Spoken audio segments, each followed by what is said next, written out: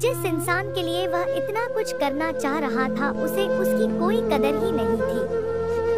Lucky इतना हताश हो गया था कि बुरी तरह से रोने लगा। इस बार वो लिफ्ट से नहीं बल्कि सीढ़ियों से नीचे उतरा और एक सीढ़ी उतरने के साथ उसकी आंखों से आंसू छलकते जा रहे थे।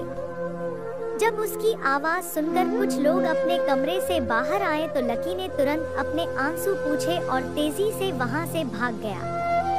उसे जिंदगी में पहली बार प्यार हुआ था और पैसों की कमी की वजह से न सिर्फ उसका प्यार बल्कि उसकी पूरी जिंदगी बर्बाद हो गई थी। लकी जैसे ही बाहर आया तो उसने देखा कि बाहर अंधेरा हो गया था।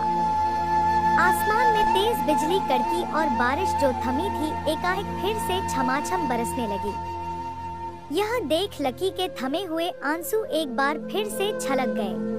उसका दिल बुरी तरह से टूट चुका था, लेकिन उसे इस बात की खुशी भी हो रही थी। आखिर आज उसे डिम्पल का असली चेहरा नजर आ गया था।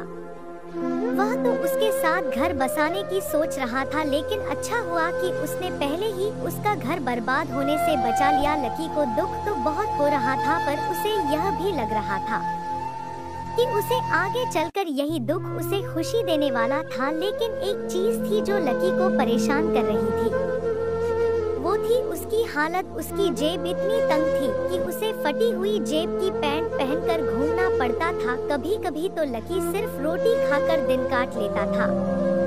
वह कब से कोशिश कर रहा था कि कोई अच्छा काम पकड़ सके, लेकिन उसे कोई काम देने को राजी नहीं था। उसने टूटे हुए दिल को दिलासा देते हुए मन में सोचा कि डिम्पल पर खर्च होने वाले पैसे बच जाने से शायद उसके हालत सुधर जाएंगे, पर फिर भी वह रातों रात रईस नहीं हो जाने वाला था।